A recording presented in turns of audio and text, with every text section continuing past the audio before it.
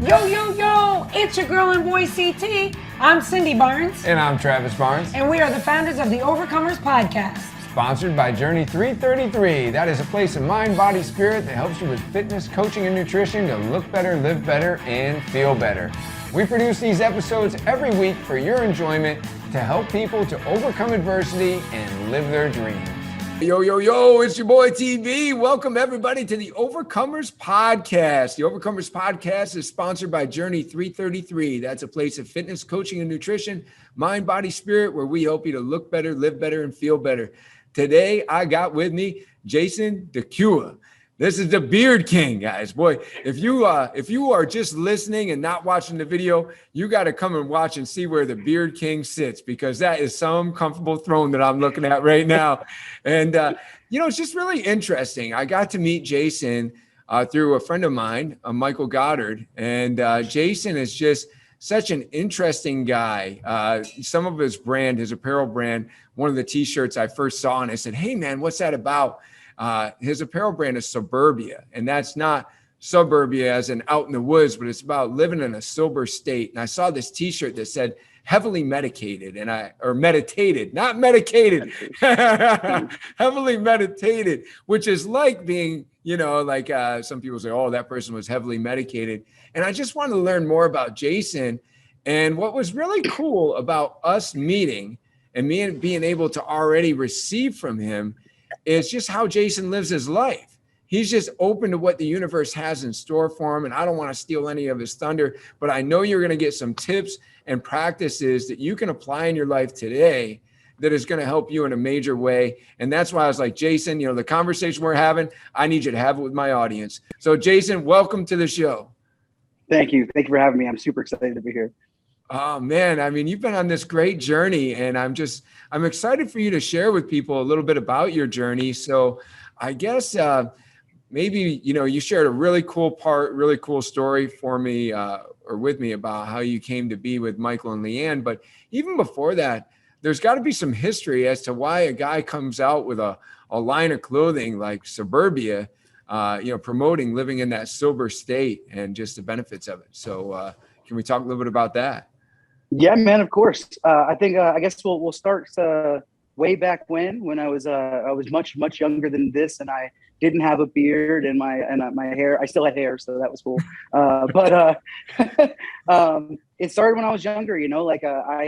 I grew up in a house that had two parents, and it was a good life. But I gravitated towards the negative, and I gravitated into drugs and alcohol, and it basically tore my life apart at a very early age. At 19 years old, I found myself at a place where I had the choice to either continue the life of crime and drugs and alcohol and just resign myself to that this is what it's going to be to the bitter end, or take the help that was being offered to me. And begrudgingly, I took the help, and that started my life on a completely different path. I think what ended up happening more often than not is that I was introduced to some principles and some steps and some a life that was beyond my wildest dreams, but I never thought that I could achieve that. And I never thought, I just wanted to stop being sick. I wanted to stop not feeling the way I was feeling. I wanted to stop getting arrested, and that was the beginning of it. It wasn't like I decided in one moment that I'm like, oh, I'm just never going to drink again. And that's going to be okay. It was never like that. It was this, I was just so beaten and broken that I was willing to try something else. And that something else for me ended up being a 12-step program where, for me going into that was, I was very anti the idea of spirituality and religion in general. And through that process, I found spirituality. I found spiritual concepts. I found things that I could do business with when it came to the way I understood. And I think very logically. So for me to get to a place where I could be like, okay, well, there's something out there. And how do I even translate that into a kind of path or direction? So that process slowly helped me find this connectivity with the universe, and the connectivity with the universe brought me to a place where I was able to start doing things that were self-care stuff. And I didn't understand self-care at first. And it took me probably longer than it should have. But at some point, people who guided me, mentors, sponsors, friends, they were all like moving in a certain direction, and the way they moved made sense with the way that I wanted to move. And that brought me to that brought me to these different levels. It was always this leveling up process. Sometimes the leveling up process was this minute little step. Sometimes it was these great big giant leaps of faith. And sometimes it was just this overall learned experience that all of a sudden brought me to this moment of like, oh, okay, this works, or this doesn't work, or like, I can actually do this, back to like, as far as like the Soberbia is concerned, I was actually talking to a friend of mine, I don't know, a couple months ago. There's and a couple things there though, Jason, if I could, just before we go into that Soberbia. It was interesting that you said you were just so beaten and broken and you're just tired of being arrested. And I mean, would you say that sometimes you just kind of have to have a breakdown before you can have a breakthrough? I mean, like, it seems like you were pretty well broken down and open for a breakthrough. Absolutely. I truly believe that at some point, and it's part of the human condition, like pain is the greatest motivator. It doesn't always have to be, but, and we can talk about that a little more later, but like pain at its inherently for the human condition is one of the things that motivates us most to be able to be the touchstone of change. And that touchstone of change starts with the awareness that the pain is great enough. And then the next step is, okay, what do I have to do to change this? Yeah, so good, so good.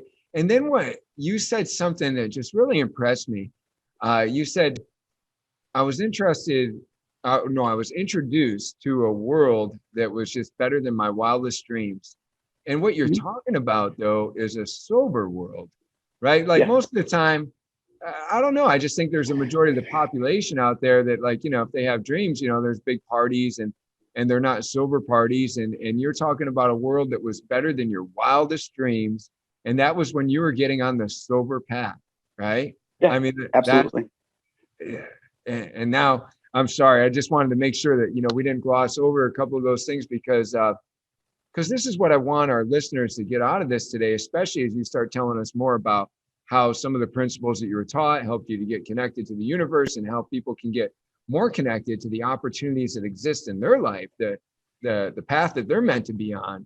I just wanted people to kind of pick up those couple of things. And so as you were, getting connected to these principles, thought processes, mentors in your life. I like that. I like how you were just absorbing from different people and, kind of picking up what was useful. Tell us more about that journey, if you would, into this Soberbia. Yeah, absolutely.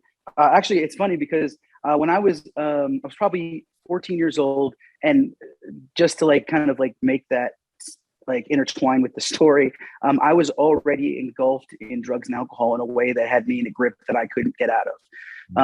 So I was always making these plans about the things I wanted to do, but I never had any ability to do them because I could never get out of the grip of the thing that had me most.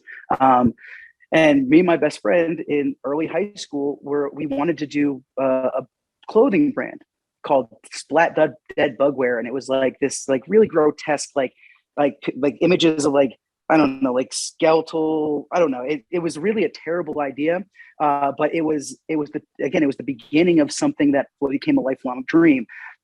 Because in that moment, like I remember just spending so much money and wearing clothes that I liked, but I always wanted to have, there was always like something that I wanted to tweak. There was always something that was a little bit different that I thought that like, if it was done this way, that I would really, really be proud to wear it. And Soberbia came about as a result of that. And Soberbia is spelled Soberbia, Soberbia. And it's a play on words. Like you said, it's not suburbia in the way of like living in the burbs outside the city. Soberbia is an idea of being sober-minded per se, and living in that state of mind, So Soberbia came about, and a lot of the things that I've done and a lot of the ideas that have come from this are really these spin play on words, because that always interests me as well. One of the other things was the Soberbia logo, which you guys can kind of see here. It's hard to see on my sleeve, but every shirt, every hoodie has the heart logo either on the wrist or on the sleeve. And that's personally because I always wear my heart on my sleeve. So it's one of those things where I'm like, you know, if you wear our clothing, like come wear your heart on your sleeve with me, like come be a part of this type thing. Yeah. And by saying, you know, wearing your heart on your sleeve, I mean, you know, that's an expression that I've heard before. You and I were talking about meditation. And so then the next day after we exchanged numbers, I had to text you and I was like, you know, it was an I am meditation. And you responded to me and you said, I am love. And so when you say, you know, wearing your heart on your sleeve, does that mean, you know, just being that love, that light to the world is often and as frequently as impactful as you can? You know? Absolutely. It's actually like more of like a twofold. Like it's the idea that I'm very upfront and I'm very straightforward and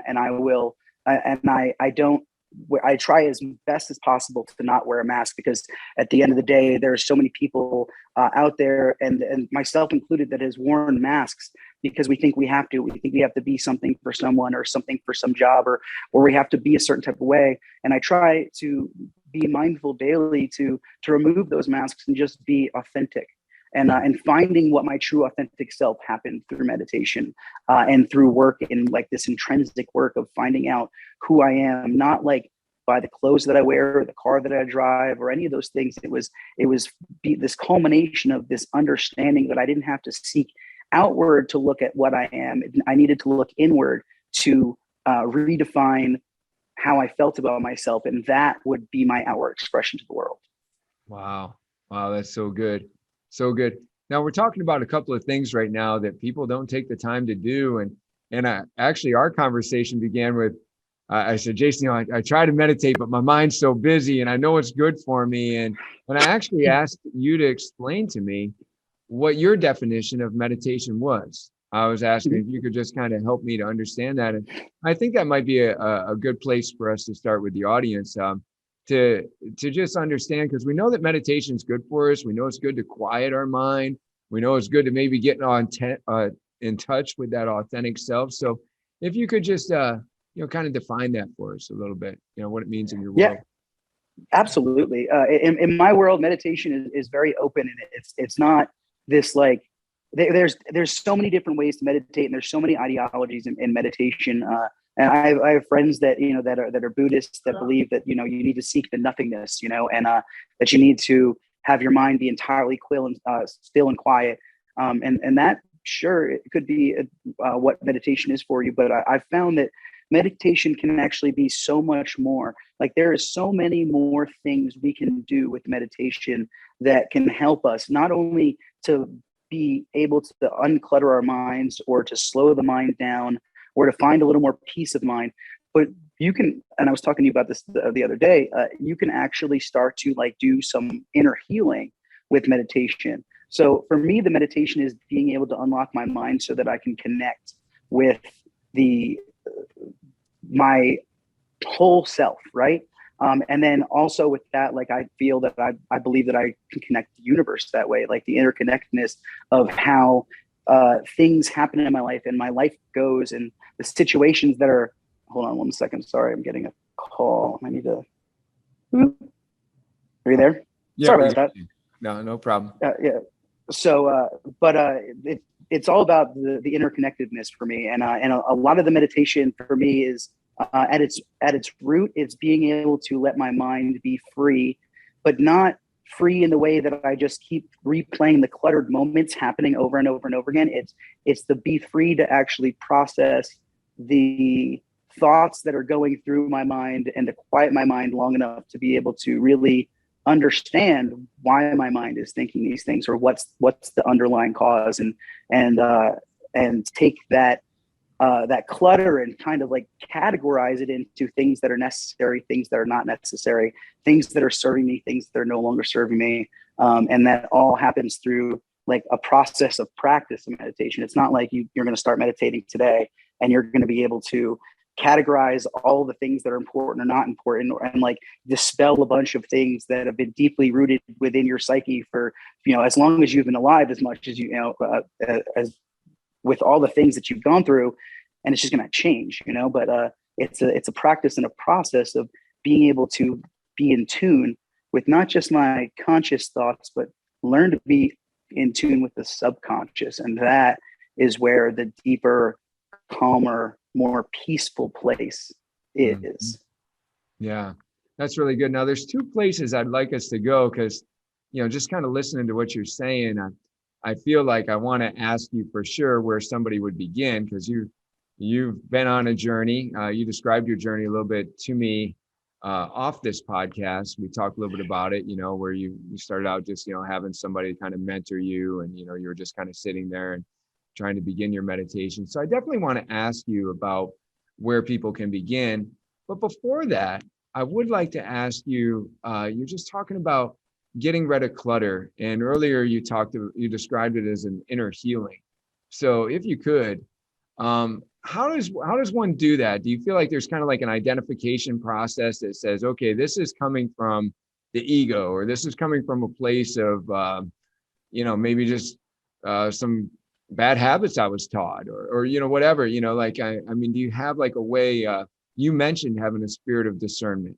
You and I talked about that before. So can you tell us a little bit about like kind of how you use a filter in your process of clearing your mind? Okay. So it's actually interesting. There was this group called the Oxford group, and they were like a dry society in the end of the century and the beginning of the 19th century, and they practiced what was called two-way meditation. And this two-way meditation was also called guidance. And so the beginning of this process of discernment happened with me doing a practice that was old, but tried and true and tested. So what I would do is when I would start to meditate, I would take time in the morning to just get myself in a quiet place. I'd kind of like bring myself down by just breathing, talking to myself about breathing and focusing on the breathing, and then just let the thoughts come as I would ask the question, specifically about whatever it was. If it was a specific question about my day or a situation, and I would ask those questions, right? And then I would have a pad and paper ready, and I would write down whatever came to mind as I was doing a 5 or 10 minute meditation on just letting the thoughts come about what was happening in my brain. And then after I was done, I would reach out to someone who also did this practice, and I would have them help me test against 4 basic principles. And it was they're called the 4 absolutes. It was being absolutely honest, being absolutely pure, being absolutely unselfless, and for whatever reason I can't think of the 4th one right now.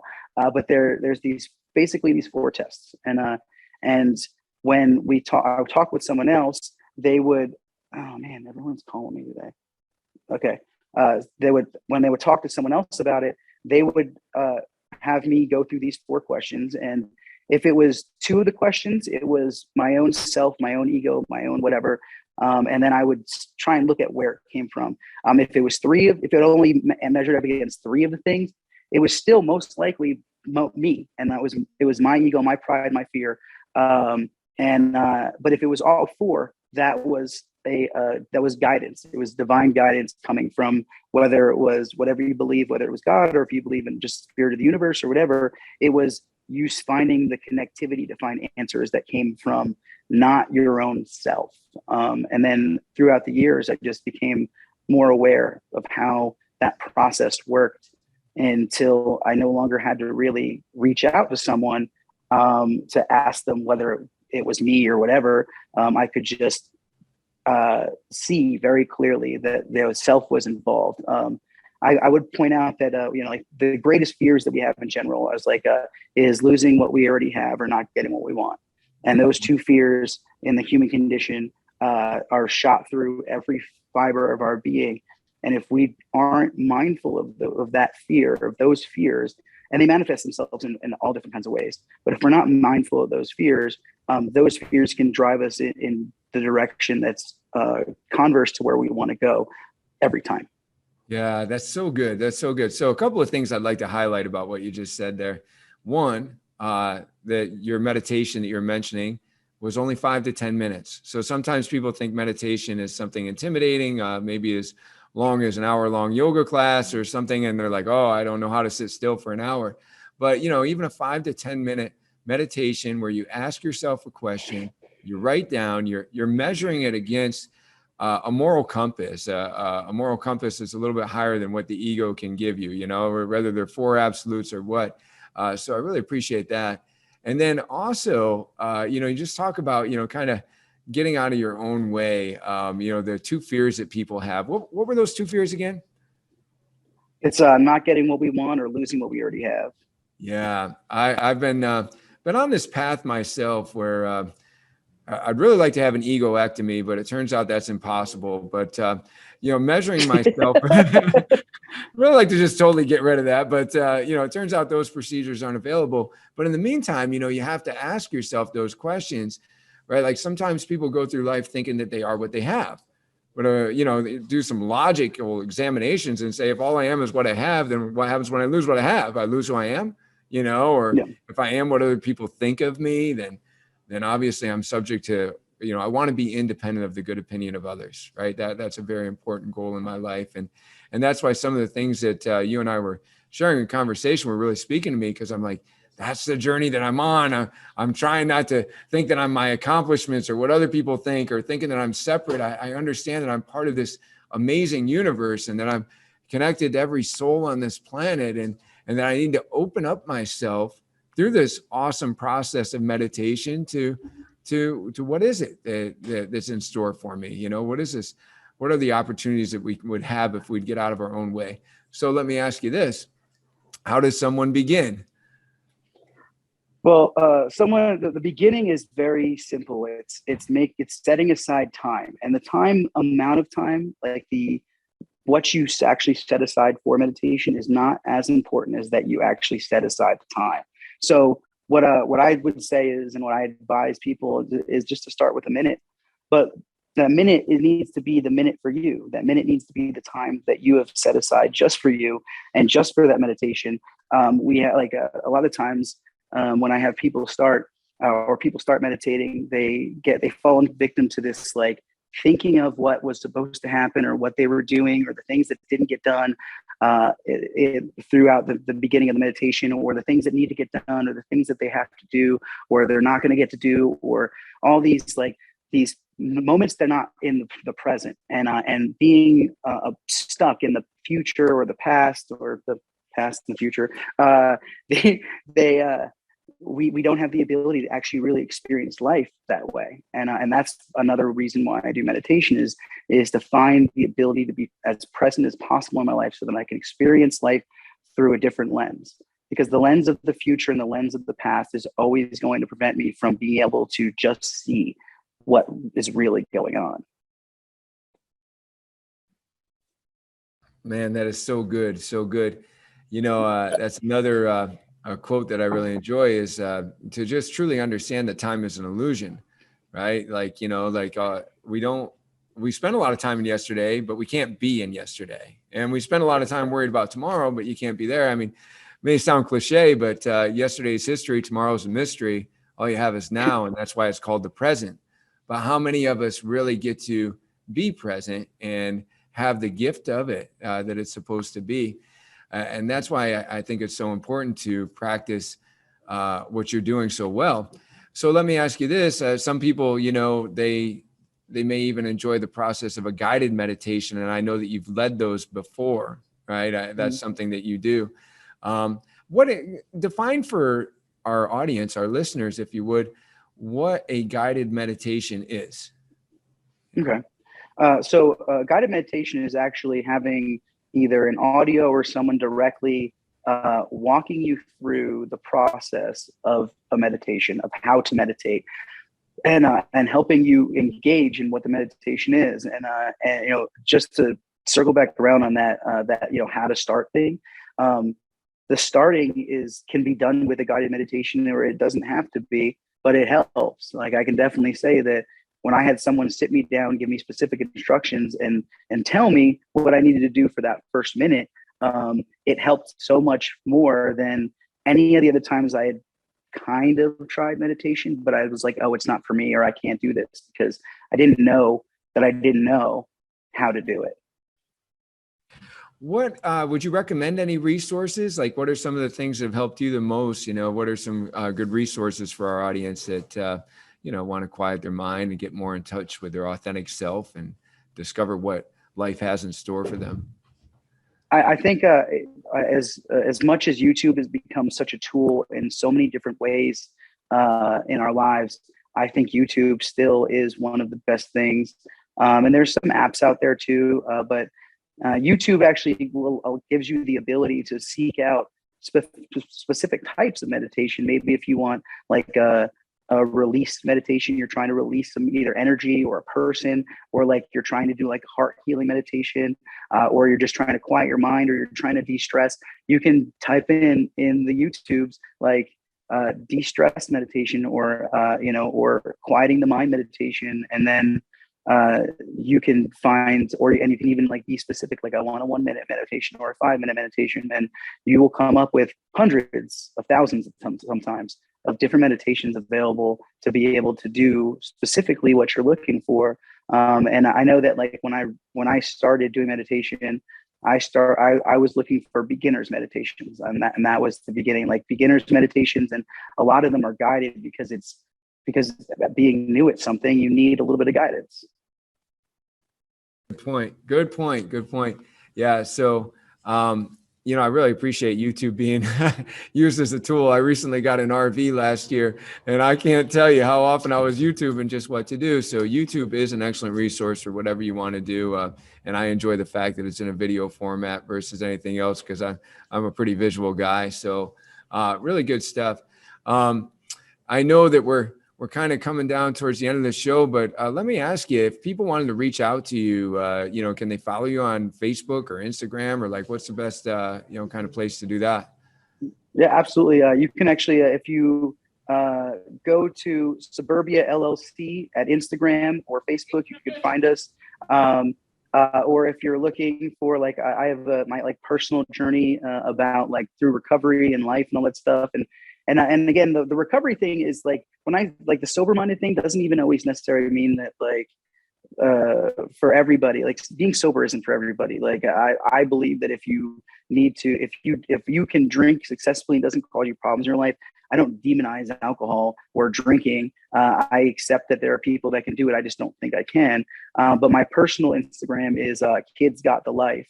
And that is more about the journey of the things that I've done in my life. And there will be some more meditations that are going to be posted up on that one, because that's kind of the direction I'm going to go with that account. So very cool.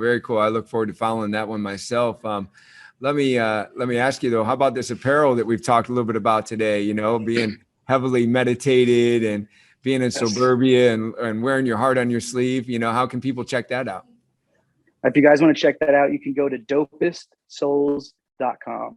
And that's actually one of our lines that we've had is the Dopest Souls, because we believe that, again, if you're living your best life, and whatever that best life looks like, if you're living your best life, like, and you're learning to grow beyond the things that prevent you from having the life that you want, like, you are one of the Dopest Souls, and we really embody that in not only what we wear, but in the way we live.